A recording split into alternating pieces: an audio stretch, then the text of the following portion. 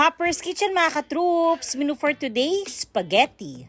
Inuna ko na muna ang pasta, boiled water in a pan, konting salt and oil, para hindi magdikit-dikit. Inilagay ko na ang ating pasta spaghetti for 15 minutes. Drain ko na muna then set aside. Start na tayo ng spaghetti sauce, fry ko muna yung hotdog para maluto na pag miniksan natin sa sauce. Set aside muna ulit natin. Naggisa na ako ng sibuyas and garlic mula dun sa oil na ginamit natin kanina sa hotdog. Then ang ating ground pork, yung iba, beef ang gamit. Put some salt and ground pepper, then mix. Inilagay ko na ang creamy and cheesy spaghetti sauce. Mix, mix, mix. Add grated cheese. Naglagay din ako ng liver spread. Inihalo ko na rin yung hotdog. Ayan, luto na. Creamy and cheesy spaghetti. Paborito ng bunso ko.